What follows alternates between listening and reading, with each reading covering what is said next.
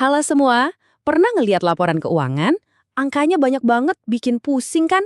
Nah, hari ini kita bakal bongkar salah satunya pakai contoh perusahaan yang pasti kalian semua tahu, Sido Muncul atau SIDO. Kita mau cari tahu, sebenarnya cerita apa sih yang ada di balik semua angka itu? Jujur aja deh, buka laporan keuangan itu kadang rasanya kayak baca bahasa planet lain, ya nggak? Kalau iya, tenang, Anda nggak sendirian kok. Tapi, gimana kalau saya bilang dalam 5 menit ke depan, kita bakal bikin semua itu jadi gampang dimengerti? Siap? Yuk, kita mulai bedah bareng-bareng. Oke, langkah pertama, kita intip dulu harta karunia perusahaan. Yep, hartanya. Ini tuh fondasi banget buat ngerti perusahaan ini sehat atau enggak secara keuangan. Jadi, apa sih aset atau harta itu? Gampangnya gini, aset itu ya semua barang berharga yang dipunyai perusahaan. Apa aja tuh? Bisa uang tunai di bank, stok produk yang siap dijual, sampai ke pabrik dan mesin-mesin canggihnya. Nah, di sini nih serunya. Aset itu ada dua jenis. Biar gampang, kita bayangin aja sebuah warung.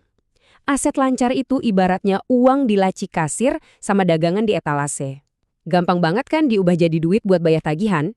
Nah, kalau aset tidak lancar, itu kayak bangunan warungnya sendiri, kompornya, kulkasnya. Itu kan investasi jangka panjang, mesin penghasil uangnya warung itu. Ngerti jenis-jenis aset itu, baru pemanasan loh. Sekarang kita masuk ke bagian yang lebih seru. Kita bandingin kondisi harta Sido dari tahun ke tahun. Disinilah ceritanya mulai kebuka. Coba kita lihat datanya. Total aset Sido itu ternyata ada penurunan sedikit. Dari 3,94 triliun di 2024, turun jadi 3,68 triliun di 2025. Sekilas kalau lihat angkanya turun, pasti langsung mikir, wah gawat nih, benar nggak? Eits, tunggu dulu. Apa bener nih ini kabar buruk? Jawabannya nggak sesimpel itu loh. Nah, ini poin pentingnya. Jangan langsung panik cuma gara-gara lihat totalnya turun. Investor yang jeli itu pasti bakal nanya, oke, totalnya turun. Tapi turunnya di mana? Terus ada bagian lain yang naik nggak? Nah, sekarang ayo kita jadi detektif keuangan dan gali lebih dalam. Dan ini dia plot twistnya. Di balik angka penurunan tadi, ternyata ada cerita super menarik soal investasi dan strategi Sido buat masa depan. Coba lihat ini baik-baik. Walaupun totalnya turun, tapi nilai aset tetapnya, ingat kan yang kayak bangunan warung tadi, pabrik, mesin, peralatannya, malah naik dari 1,51 triliun jadi 1,55 triliun. Ini kan mesin cetak uangnya Sido. Ini nunjukin sebuah strategi yang cerdas banget.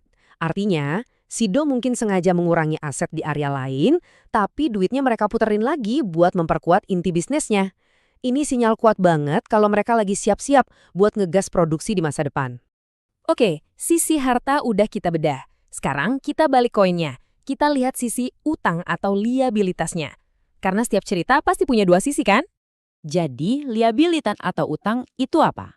Gampangnya, ya semua kewajiban yang harus dibayar perusahaan.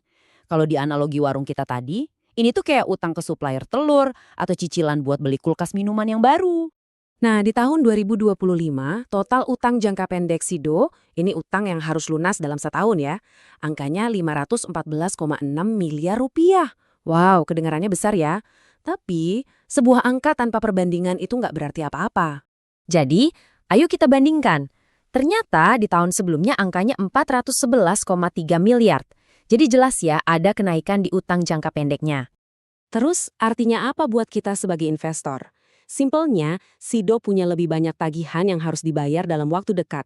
Ini tentu saja adalah sebuah faktor resiko yang perlu kita catat. Oke, kita udah lihat sisi harta, udah lihat sisi utang. Sekarang, gimana cara kita nyatuin dua cerita ini? Apa sih kesimpulan utamanya? Yuk kita simpulkan jadi satu nasihat penting. Kalau saya jadi penasehat keuangan Anda, dan Anda tanya soal Sido, saya bakal bilang begini. Dengerin, Sido ini lagi bertaruh untuk masa depan. Mereka lagi jor-joran investasi di mesin cetak uang mereka, tapi sebagian dananya itu dari nambah utang jangka pendek. Ini adalah pertaruhan untuk pertumbuhan. Nah, ini yang ninggalin kita dengan satu pertanyaan super penting. Sebagai investor, PR Anda selanjutnya adalah mikirin, kira-kira pertaruhan mereka ini bakal menang nggak? Apakah investasi di pabrik dan mesin baru itu bakal menghasilkan keuntungan yang cukup buat bayar utangnya? Dan yang paling penting, sisanya bisa jadi keuntungan buat Anda sebagai pemegang saham? Nah, itu dia pertanyaan bernilai triliunan rupiah yang jawabannya perlu Anda cari tahu.